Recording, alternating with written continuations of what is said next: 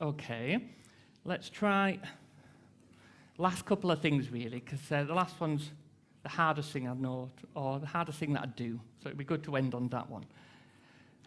But before I get to that, I will try this here. Just an envelope, okay? And I'll just try with Linda. Is that okay? You don't need to move. Okay, so imagine in this envelope, imagine there's a red-backed playing card, okay? So it's not a jack, it's not a queen, it's not a king, and it's not even an ace. So it's not a picture card is what I'm saying. So what I'd like you to try and do is just name a playing card or think of a playing card. But don't just go for one that you thought of because it'd be too obvious and you'd get it wrong. But I want you to more allow it to form and develop on its own. And as you do, don't make it too dull, but really make that nice and bright in your mind. And don't use your head too much. Instead, follow your instinct, okay? So as you save on number of cards through your mind, I want you to save on the value that you feel is appropriate. Because people think it's hard to do, and it is if you go with the one that you're passionate about or severely drawn to. So 4, 5, 6 or more years I've been trying to put these things into place. And it is more than 6 years since I had the idea to do it. But if you just trusted it and there was no wrong answer, what card do you think might be inside that envelope? 7 of hearts. Oh, goodness me. Okay, so we'll try this, okay? So one playing... Were you really? Okay, well, let's have a look. So one playing card, one envelope, one playing card, and the one card inside is the 7 of hearts. Okay. Thank you. I'll talk you through some of the factors that sort of aided success there. Probably a few of you picked up on the 7 of hearts, and you wouldn't know why. But when I say this, and you remember I said these things, but it didn't quite make sense at the time. So I said to you, don't use your head too much, instead follow your instinct. So the saying is, don't use your head, follow your heart. Okay, and I also paused a bit and made like a bit of a tap, like a beating heart. I also said, people think it's hard to do, and it is. People think it's hard to do. I didn't say it's hard to do. People think it's a heart, and it is, okay. And I also said 4, 5, 6, or more years have been trying to put these things into place. I also said, and it's been more than 6 years since I had the idea to do it. And those pauses are just a slight push. I also said a lot of phrases that could be the number 7. I said, as you save on number, or save on number for your mind, I want you to save on the value. So save on, 7. I'm saying the spoken word, okay? I used to use this, it's quite tiring when I used to use it in my primary school, but there was one boy in particular that I used it on, and he just couldn't concentrate, and he was just all over the spot and things like that. And I remember for a few times, it worked on the occasions, but it is utterly exhausting to do it all the time.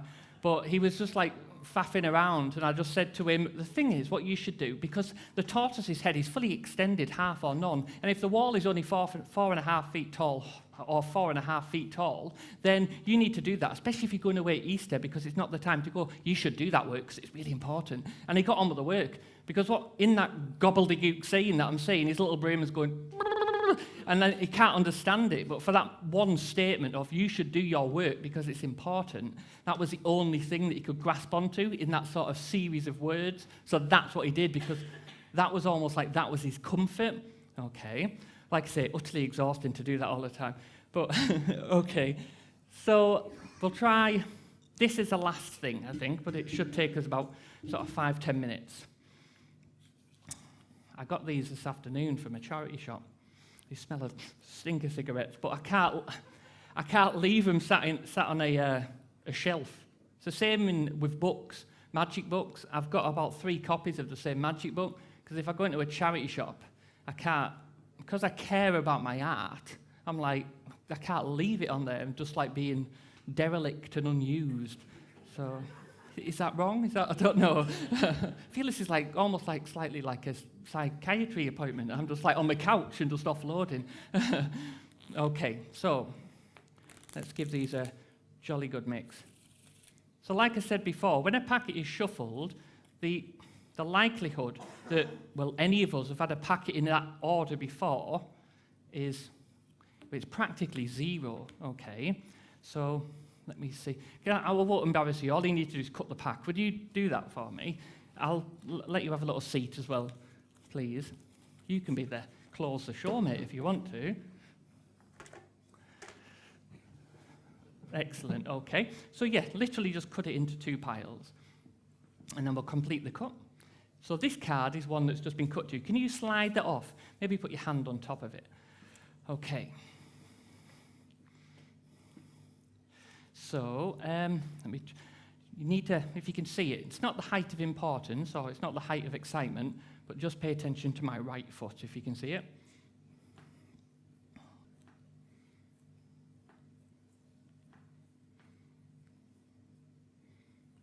Okay, so what I was doing was counting black cards. So every time I saw a black card, my foot went up, and then when I saw another one, it went back down again. So up and down. So there's an even number of black cards in a packet.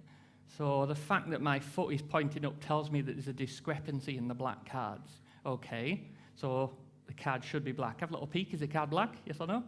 Yeah. Okay.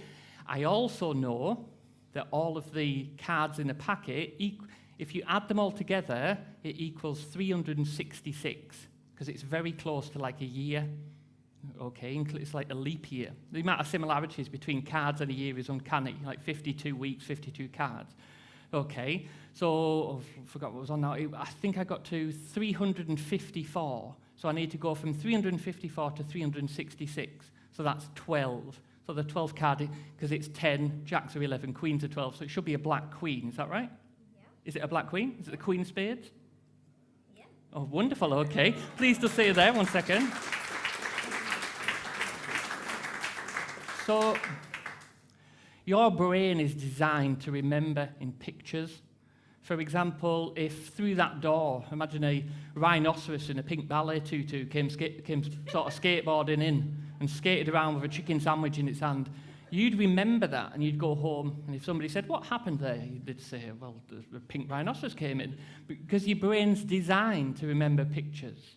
Your brain's not very good at remembering numbers. So, for example, if I give you a 12-digit number, the likelihood that you remembered that is very unlikely, okay? So what I do is I turn my numbers into pictures, but pictures that sound like the numbers. For example, the number 1 sounds like sounds like gun. So gun, it's like children's rhyming. Gun, shoe, flea, saw, hive, tricks, heaven, gate, line, pen, endeavour, shelf, skirting, because there's 13 cards in the suit. And what I can do is I can make a story, and I can do this very quickly. I am a bit rusty, so we'll see. So if I can ribbon it out so I can see all of the cards.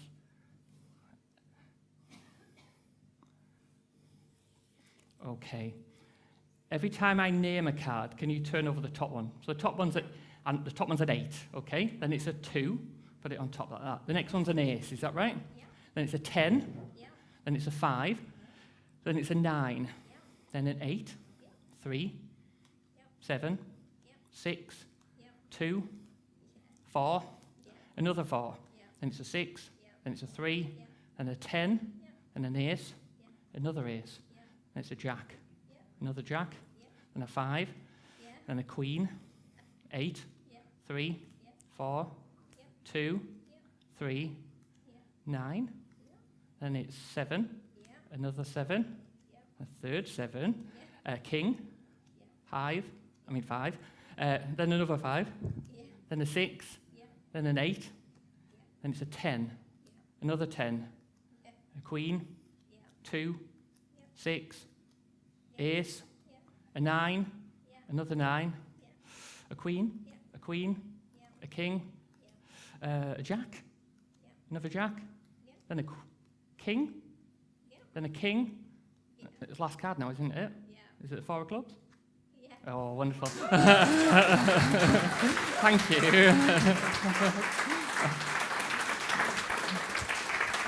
Oh, bless you.